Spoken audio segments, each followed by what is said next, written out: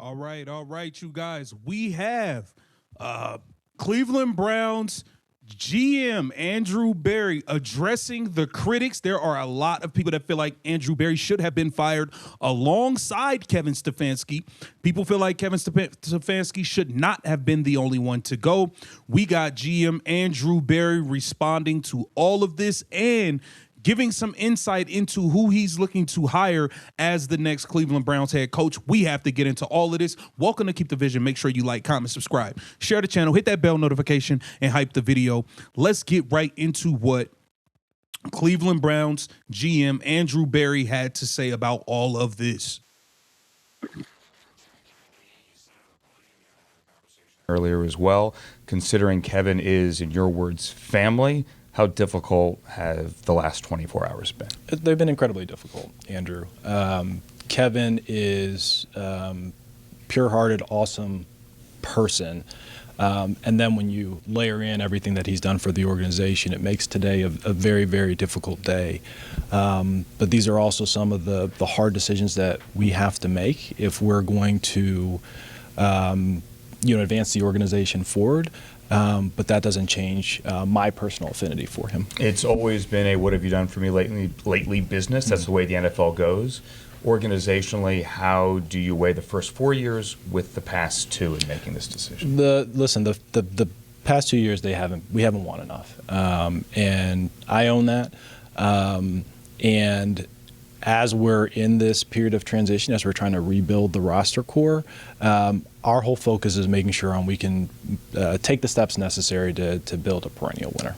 What does Andrew Berry look for in a new head coach? You're going to do interviews, you're going to sit down, you're going to cast a wide net, I would have to assume. Mm-hmm. When you sit down across the table from a candidate, what do you want to hear and see? Yeah, so it's first and foremost a leadership position, and it's a leadership of a number of different constituencies: the players, the assistant coaches, the support staff, the organization during times of crisis. And so you're looking for someone who has that level of leadership range. And then secondly, it's a partnership. It's a partnership with ownership, with the front office, with the general manager, and because you're really building the team and building the organization together. It's a relationship. It's funny you use that word. Obviously it is, but I've heard others in the past describe interviewing a candidate as kind of like dating. Like you know in a minute or two, you get a feel like, all right, this is the one. Would you draw that parallel? I personally would not. Okay. And the reason I wouldn't is because we've often looked at like hiring hygiene, and oftentimes what does that mean? Hiring hygiene? Like good process with hiring, and oftentimes the interview can be overweighted when you're making those decisions. That's not to say that it's not important, but it's maybe a little bit like what we do with players, where our scouts, they go out and they talk to everyone who's worked with them, knows them intimately, things like that.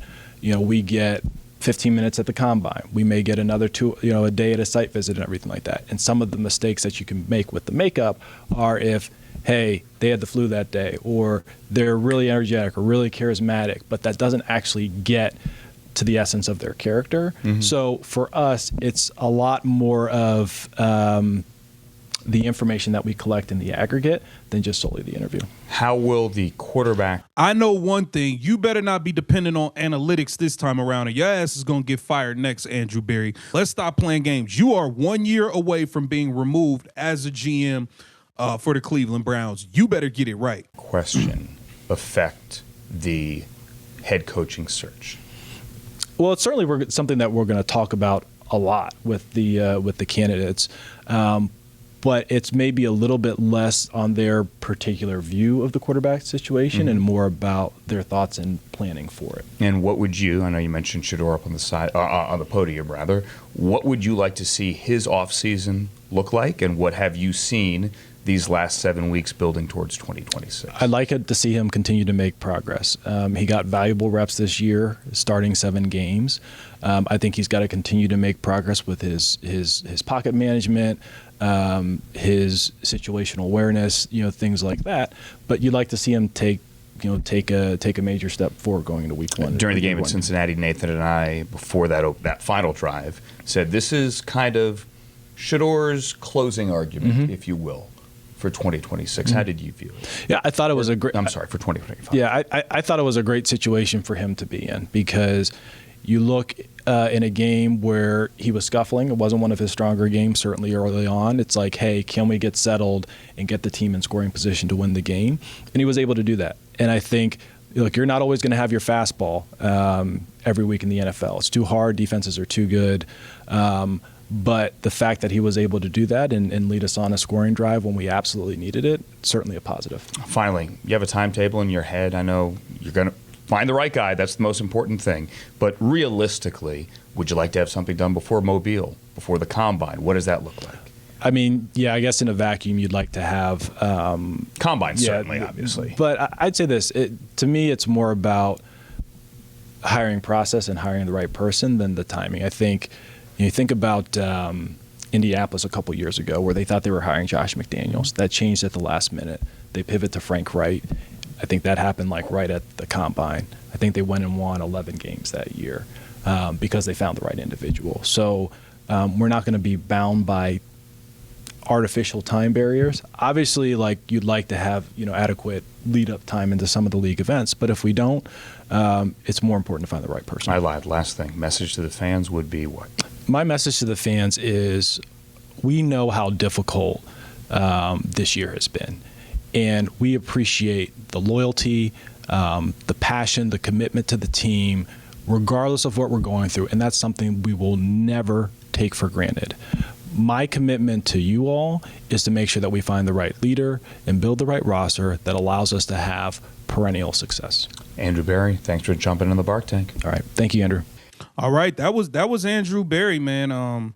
Shout out to the Bark Tank, man. This was definitely some good content, man. Andrew Berry knows he got to step up to the plate. You had an excellent draft last year, and ultimately, the owner, Jimmy Haslam, came out and said, that's the reason why he actually kept Andrew Berry, is because he hit on so many picks in last year's draft. So he's going to have to hit on draft picks once again. Shedeur Sanders is going to have to show that he can be QB1. But make no mistake about it, the Cleveland Browns cannot afford to try to take a quarterback in this draft. They need offensive line help. They need wide receiver help. They're going to have to probably go get the left tackle, Fano, out of Utah. Utah got 2 tackles.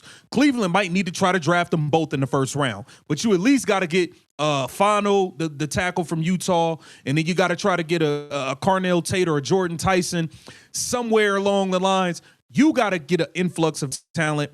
You do not have the ability to waste picks on another quarterback, to give away 2 first-round picks to try to go up to get some quarterback. I don't believe Ty Sims is ready. I don't even know if he's going to come out.